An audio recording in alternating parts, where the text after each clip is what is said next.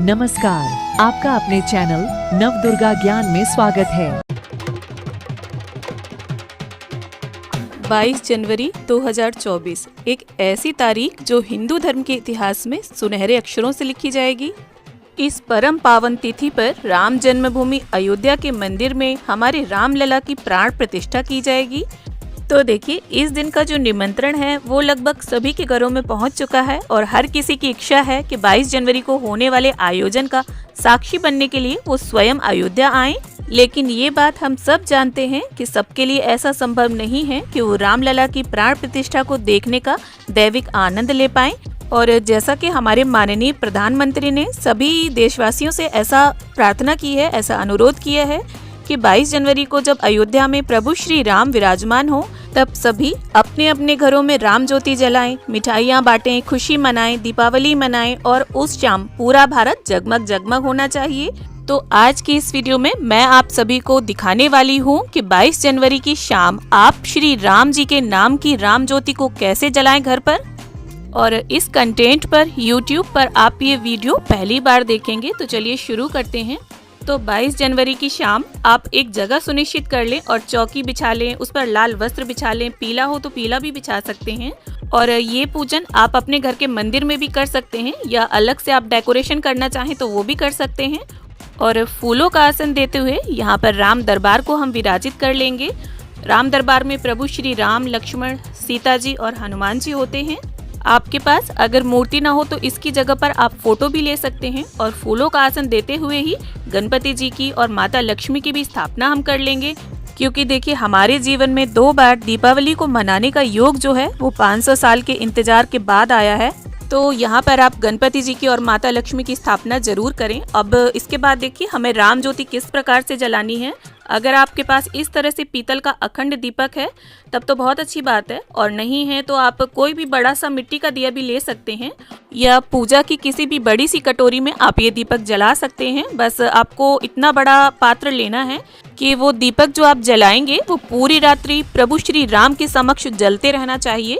और यहाँ मैंने कलावा लिया है, आप चाहें तो कलावे की जगह पर रुई का भी प्रयोग कर सकते हैं। और देखिए अगर कलावा ले रहे हैं आप तो उसको गिनकर विषम संख्या में, उसके जो धागे हैं विषम संख्या में होने चाहिए, जैसे 9, 11, 21 इस तरह से आप धागे काउंट कर लें। और इसके बाद देखिए इसमें हमें या तो शुद्ध देसी घी आप भर लें और या तिल का तेल भी प्रयोग कर सकते हैं। मैंने यहाँ पर तिल के तेल का ही प्रयोग किया है। और इस दीपक को आपको ऊपर तक भर लेना है और जब तक आप जागेंगे तब तक देखते रहें। उसमें अगर घी या तेल कम हो जाए तो वापस उसमें डाल दें। और इसके बाद एक पूजा का ही पात्र लेंगे हम और उस पर फूलों का आसन देते हुए हम प्रभु श्री राम के नाम की अखंड ज्योति की स्थापना कर लेंगे। और प्रभु श्री राम के दाहिने हाथ के साइड में आपको इस अखंड ज्योत को रखना है। तो इस प्रकार से हमारी ये राम ज्योति तैयार हो गई और अब हम राम ज्योति को प्रज्वलित कर लेंगे। और इसके बाद देखिए अब बाकी का पूजन हम करेंगे। तो देखिए ज्योति प्रज्वलित करने के बाद गंगा जल और फूल की सहायता से हम सभी को स्नान का भाव करते हुए छींटा दे देंगे। और सबसे पहले फिर जिस प्रकार से हम स्नान के बाद वस्त्र पहनते हैं, गणपति जी को, फिर माता लक्ष्मी को कलावा रूपी वस्त्र अर्पित करेंगे। और इसके बाद देखिए आप अगर नया कोई वस्त्र लेकर आए हैं लाल रंग का या कोई चुनरी नई लेकर आए हैं तो आप इस प्रकार से प्रभु श्री राम को और सभी को हम वस्त्र की भावना से ये चुनरी अर्पित कर देंगे। अब इसके बाद गणपति जी का, माता लक्ष्मी का, संपूर्ण राम दरबार का और राम ज्योति का हम चंदन, रोली, अक्षत समर्पित करते हुए पूजन कर लेंगे। तो दोस्तों 22 जनवरी का ये जो ऐतिहासिक क्षण है बहुत भाग्य से हम सभी के जीवन में आया है। हमारे पूर्वजों ने हजारों मंदिरों को टूटते हुए देखा है और हम जो हैं वो बहुत भाग्यशाली हैं जो हम राम मंदिर को बनते हुए देख रहे हैं। तो दोस्तों राम ज्योति जलाने के और इस पूजन के साथ साथ अपने अपने घरों को सजाइए, रंगोली बनाइए, फूल पत्तों के तोरण लगाइए, अपने अपने घरों में मिठाइयाँ बनाइए, एक दूसरे को बांटिए और नए कपड़े पहनकर मंदिर में जाइए और अपने अपने घरों की छत में श्री रामचंद्र जी के झंडे लगाइए। कुल मिलाकर हमें दिवाली मनानी है अपने अपने घरों में। तो देखिए फूलों की व्यवस्था जो है वो आप सुबह ही कर लें।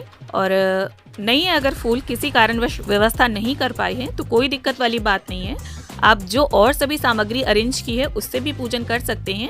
और देखिए सभी को हमने यहाँ पर पुष्प अर्पित कर दिए हैं। और इसके बाद देखिए जहाँ पर भी आप पूजन कर रहे हैं तो आपके पास ये जो पूजित अक्षत आए हैं अयोध्या से और निमंत्रण पत्रिका आई है, उस सभी सामान को भी आप यहीं चौकी पर रख लीजिए। और देखिए मेरे पास यहाँ पर ये पत्रिका आई है, पूजित अक्षत आए हैं, 2 दीपक आए हैं और एक कार्ड ऐसा है जिसमें श्री राम जन्मभूमि का जो मंदिर का विवरण है वो पूरा विवरण दिया हुआ है।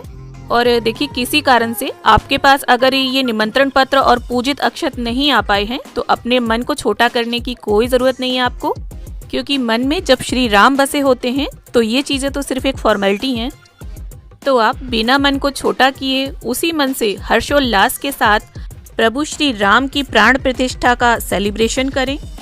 तो देखिए गणपति जी को हमने भोग अर्पित कर दिया है और अब सभी को हम भोग अर्पित कर देंगे। और गणपति जी के भोग में आप तुलसी दल ना डालें, बाकी जो भोग आप रखेंगे उस सभी में तुलसी दल अवश्य डाल दें, क्योंकि बिना तुलसी दल के प्रभु श्री राम और राम भक्त हनुमान जो हैं वो भोग को ग्रहण नहीं करेंगे। और भोग को रखने के बाद आप जल भी अवश्य रख दें, क्योंकि जिस प्रकार हम भोजन के बाद जल पीते हैं उसी प्रकार से आप जल भी जरूर रख दें। अब देखिए जल और भोग अर्पित करने के बाद आपको मिट्टी के 5, 9, 11, 21 जितनी आपकी इच्छा हो उतने दिए प्रज्वलित कर लेने हैं। और ये जो दिए प्रज्वलित करेंगे इनमें आप हो सके तो शुद्ध देसी घी ही डालें और इन दीपकों से हम सभी की प्रेम पूर्वक आरती उतार लेंगे।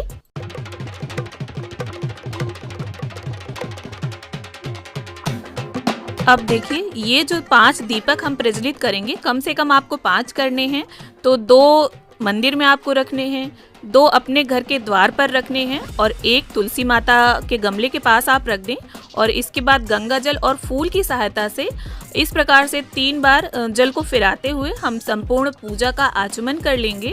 और प्रभु श्री राम से, गणपति जी से, माता लक्ष्मी से, सभी से हम प्रार्थना कर लेंगे कि अपना जो आशीर्वाद है, अपनी कृपा दृष्टि है हम पर और हमारे परिवार पर सदैव बनाए रखें।